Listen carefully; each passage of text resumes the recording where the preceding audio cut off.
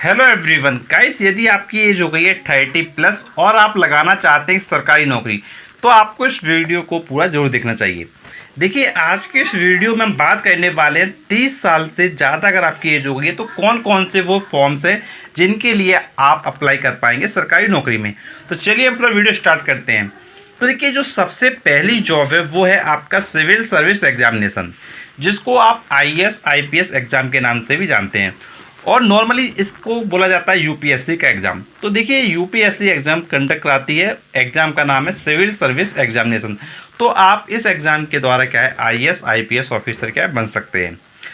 तो पहली जॉब तो आपको समझ में आ गई। अब इसके बाद हम बात करते हैं सेकंड जॉब की। तो देखिए, सेकंड जॉब है आपकी PCS का जॉब।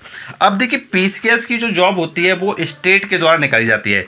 यूपी का PCS का फॉर्म आता है, आपका MP के PCS का फॉर्म आता है, उत्तराखंड के PCS का फॉर्म आता है। तो इस तरीके जितनी राज्य सरकारें होती हैं वो अपने PCS का फॉर्म क्या निकालती हैं। तो आप PCS की भी तैयारी क्या कर सकते हैं और एक अच्छा ऑफिसर बन सकते हैं। अब इसके बाद हम बात कर लेते हैं तीसरी जॉब की। तो देखिए, तीसरी जॉब है आपकी SBI PO की।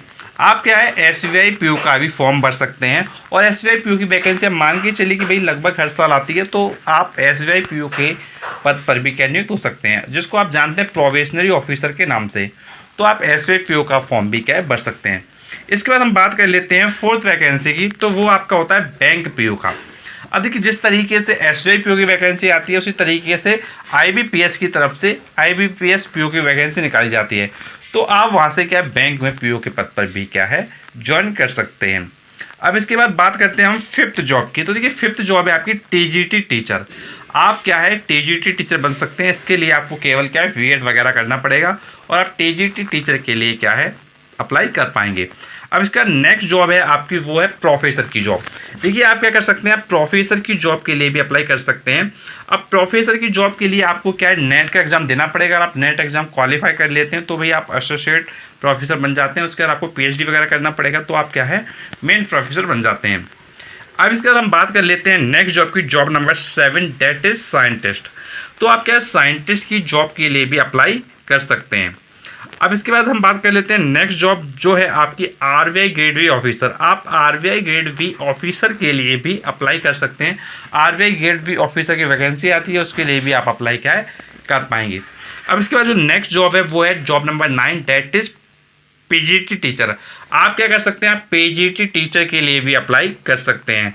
अब इसमें भी आपको क्या है, आप पोस्ट ग्रेजुएशन के बाद क्या है टीचर के लिए अप्लाई कर पाएंगे। तो यहाँ पर पोस्ट ग्रेजुएशन होना भी क्या है कंपलसरी, ये चीज़ आप ध्यान रखिएगा। अब इसके बाद जो लास्ट है वो है बैंक SO का जॉब। देखो, इस जॉब को काफ़ी कम लोग जानते हैं, इसको कहते हैं स्पेशलिस्ट ऑफिसर। तो बैंक की तरफ से क्या है SO की वैकेंसी निकाली जाती है, तो आप इस जॉब के लिए भी अप्लाई कर सकते हैं। तो 30+ एज के लिए जो जो जॉब्स हो सकती थी वो सारी जॉब्स की इन्फॉर्मेशन आपको प्रोवाइड किया। और अगर आप जानना चाहते हैं कि आपका पोस्ट ग्रेजुएशन हुआ है या आपका ग्रेजुएशन हुआ है और आप जानना चाहते हैं कि कौन कौन सी सरकारी नौकरियां आफ्टर ग्रेजुएशन पोस्ट ग्रेजुएशन, तो आप प्लेलिस्ट में विजिट कर सकते हैं। प्लेलिस्ट का नाम है career after 10th 12th and graduation. इस प्लेलिस्ट में जाकर आप क्या सभी सरकारी नौकरियों के बारे में जानकारी ले सकते हैं। और कोई भी प्रॉब्लम होता है तो आप नीचे कमेंट से कमेंट करके पूछ सकते हैं। और ऐसे वीडियो देखने के लिए आप प्लीज़ चैनल को भी सब्सक्राइब करें, नोटिफिकेशन बेल दबाएं, क्योंकि आपके लिए और भी हम ऐसे लेटेस्ट वीडियो आते रहेंगे। Thanks for watching our video.